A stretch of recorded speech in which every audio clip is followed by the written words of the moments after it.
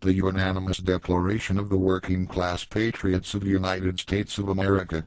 When in the course of human events it becomes necessary for one people to dissolve the political bands which have connected them with another and to assume among the powers of the earth, the separate and equal station to which the laws of nature and of nature's God entitle them, a decent respect to the opinions of mankind requires that they should declare the causes which impel them to the separation.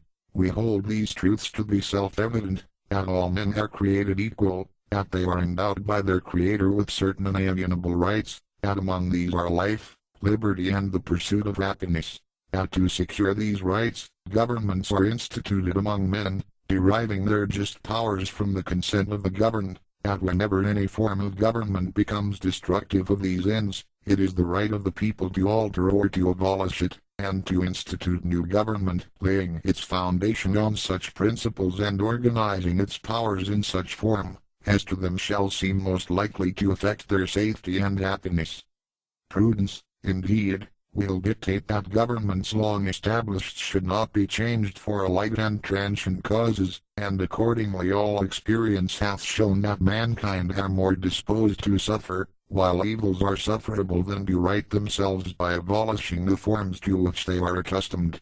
But when a long train of abuses and usurpation, pursuing invariably the same object, evinces a design to reduce them under absolute despotism, it is their right, it is their duty, to throw off such government, and to provide new guards for their future security. Such has been the patient sufferance of these 50 states, and such is now the necessity which constrains them to alter their former systems of government. The history of the present president is a history of repeated injuries and usurpation, all having in direct object the establishment of an absolute tyranny over these 50 states. He has obstructed documents to prove he is qualified to hold the office. He has broken his oath to honor, respect, and defend our country's most sacred document, the United States Constitution. He has abused power given him by the same document he now destroys. To prove this, let facts be submitted to a candid world. He, with his majority in Congress, hath passed 8 laws foreign to this nation, the public good, basic human rights, and the Constitution to further his dictative goals. He has forbidden his administration from enforcing immigration laws of immediate and pressing importance. He has issued orders to suspended local law enforcement in performing their duty of enforcing those same laws.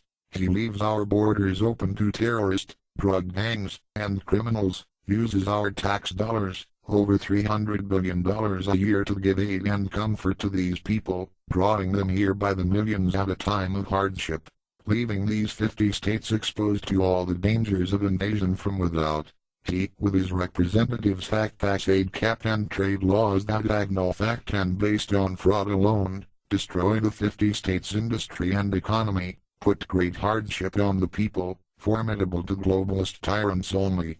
He has called together legislative members behind closed doors, for the sole purpose undermine our basic form of government. He has abused his legislative powers to buy out public and private industry, putting them under federal control, a deed against the Constitution, a free republic and fitting only to a tyrant.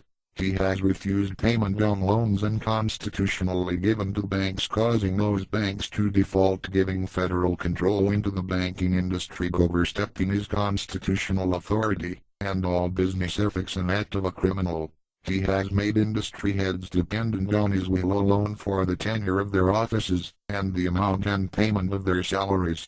He has erected a multitude of czars acting on his will alone, and sent out its officers to harass our people and eat out their substance, unfit and unheard of by a free people.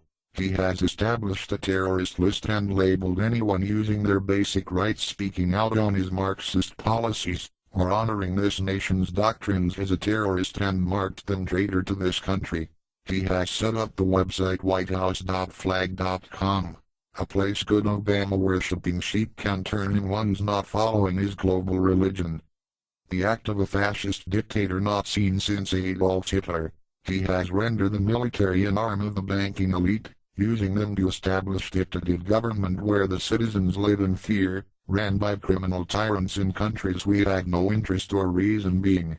He has combined with the UN globalists to subject us to fascist laws foreign to our Constitution, and unacknowledged by our laws. Giving his assent to their acts of pretended legislation, he has printed trillions of dollars to fund his undermining of our constitutional form of government.